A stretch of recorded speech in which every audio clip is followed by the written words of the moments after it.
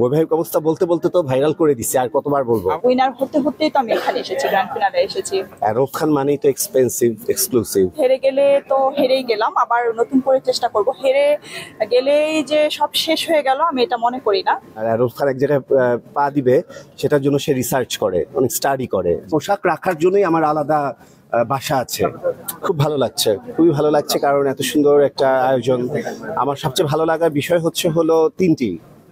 ভালো লাগার বিষয় হলো এখানে একটি সুন্দর একটা কন্টেস্ট, সৌন্দর্যের একটা কন্টেস্ট। দ্বিতীয়ত হচ্ছে এটা এফডিসিতে, এফডিসি একটা স্বপ্নের জায়গা, এফডিসি একটা ভালোবাসার জায়গা। অনুষ্ঠানটা এখানে আয়োজন করার জন্য অনেক বেশি আনন্দিত আমি। এবং থার্ড অফ অল হচ্ছে এখানে মেল ফিমেলের পাশাপাশি ট্রান্স আছে, তো ওদেরকে আমার খুব ইচ্ছে করে যে আমি ভালোবাসা দেই, ওদেরকে অনেক ভালোবাসি। তো সেটার সুযোগটা আমাকে করে দেওয়ার জন্য এপিজেকে আমার অনেক অনেক অনেক, এপি হাউসকে আমার অসংখ্য অসংখ্য শুভেচ্ছা এবং ভালোবাসা। আমি ওদেরকে ভিন্ন চোখে দেখি না। আমার কাছে মনে হয় মানুষ, সবাই মানুষ এবং আল্লাহ সৃষ্টি সেরা জীব। আল্লাহ এক একজনকে তার ইচ্ছে মতো করে নির্মাণ করেছেন, তৈরি করেছেন, পৃথিবীতে পাঠিয়েছেন। জীবনটা ক্ষণস্থায়ী, আর এখানে আসলে ওদেরও কন্ট্রিবিউশনের কোনো শেষ নেই। শুধুমাত্র বা পুরুষরা দেশের জন্য করছে বা নারীরা করছে, তাদেরও কন্ট্রিবিউশনের শেষ নেই, নয়তো কেন আল্লাহ তাদেরকে পাঠাবেন। আর এরকম একটা কন্টেস্টে যখন এরা ইনক্লুডেড হয়েছে, অবশ্যই এটা একটা বিরাট বড় একটা স্টেপ এবং অনেক চমৎকার একটি উদ্যোগ। সো এমন একটি উদ্যোগে নিজেকে সম্পৃক্ত করতে পেরে বা জাজ হিসেবে আসতে পেরে অবশ্যই ভালো লাগছে, এবং আশা করছি অনুষ্ঠানটা খুব ধামাকাদার কিছু একটা হবে। বৈবাহিক অবস্থা বলতে বলতে তো ভাইরাল করে দিচ্ছে, আর কতবার বলবো। আমার এঙ্গেজমেন্ট হয়েছে কিছুদিন আগেই। আগামী বছর সবাইকে জানিয়ে ধুমধাম করে অনুষ্ঠান করব। ভাবি কি করে? ভাবি খুবই সাদামাটা, ঘরের নামাজি, ধার্মিক, একেবারেই ঘরের মেয়ে। আমি সব রকমের সব প্রোগ্রামই করি। আমি রিসেন্টলি গত 1 মাসে যা যা করেছি আমার মনে হয় না যে আমি সারা বছরে করেছি। সো এখানে বিভিন্ন রকম প্রোগ্রাম ছিল। আপনারা যারা এখানে আছেন অনেকেই হয়তো বা মিস অ্যান্ড মিসেস এলিগেন্সেরও প্রোগ্রামটাতে ছিলেন, ওটারও আমি জাজ, ওটার রেজিস্ট্রেশন চলছে, তো ওটার গ্রুমিং শুরু হয়ে গেলে ওটাতেও আপনারা আমাকে দেখতে পাবেন।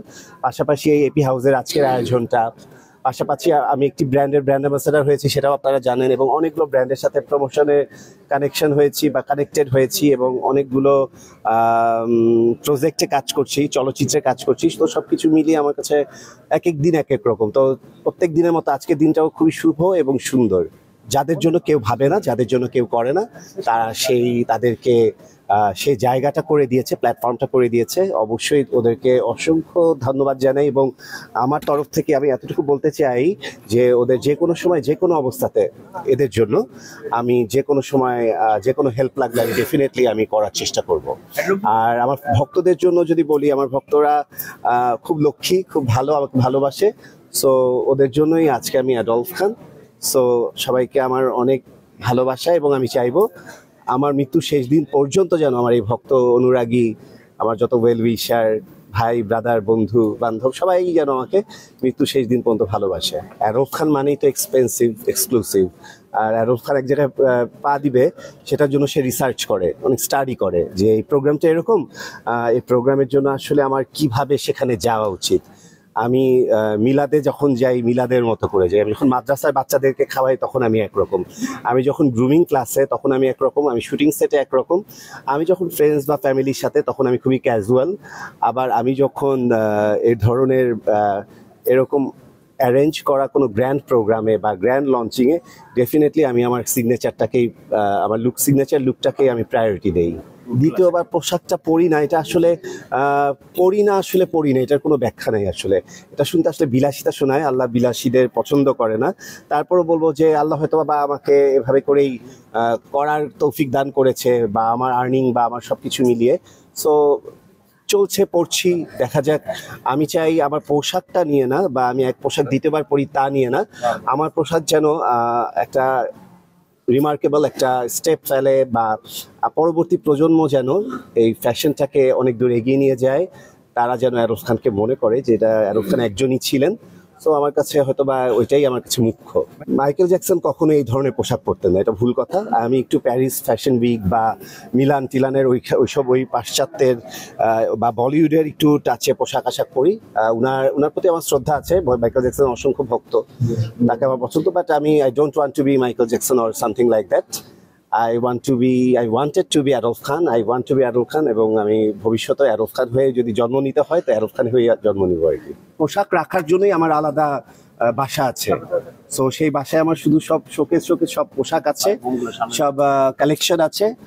আপনাদের সবাইকে নিয়ে আমি সেই পোশাকের একদিন একটা এক্সিবিশন করব। অনুভূতিটা আসলে খুব অন্যরকম, যেহেতু আমি গ্র্যান্ড ফিনালে আছি। আসলে এটা খুব একটা সহজ কথাও না, কারণ এখানে আসার আগে আমাকে আরো অনেক চড়াই উতরাই পার করে এখানে আসতে হয়েছে। আমি খুবই এক্সাইটেড।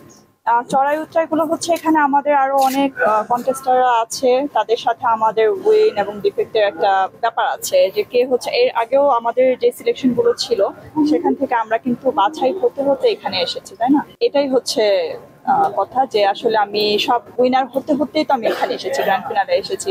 সো এখন আমি এক্সাইটেড, আমি জানি না তারপর কি হবে। তো এটার জন্যই আমি আসলে এক্সাইটেড। এটা আসলে আমি বলতে পারছি না, আমি এরকম কোনো প্রবলেম ফেস করিনি। আমি খুব পিওর ভাবে এখানে এসেছি। আমি মনে করছি যে আমি এটার জন্য অবশ্যই যোগ্য বলে আমি এখানে এসেছি। এখন কেউ যদি হেরে যাওয়ার পরে ক্লেম করে যে আসলে এখানে গিভ অ্যান্ড টেকের ব্যাপার আছে, তো আপনারাও তো অ্যাডাল্ট। আসলে কেউ যদি গিভ অ্যান্ড টেক করতে না চায়, অ্যাডাল্ট মানুষকে যদি জোর করে হচ্ছে গিভ অ্যান্ড টেকের কথা বলে, তাহলে সেটা তো অন্যরকম হয়ে যায়, তাই না? আসলে এরকম কোনো কিছুই নেই, খুব সলিড ভাবেই আমরা এখানে এসেছি। আর বাকিটা ইনশাল্লাহ দেখা যাক, এটা পরে বোঝা যাবে।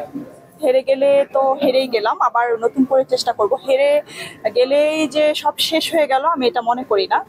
আর ক্যামেরার সামনে, অন্যান্য সময় আমি ক্যামেরার সামনে যথেষ্ট বাইরে, আজকে সবার আকর্ষণ আমার থেকে এইরকম ভাবে মানে আমার মনে হচ্ছে আমি সব ভুলে যাচ্ছি।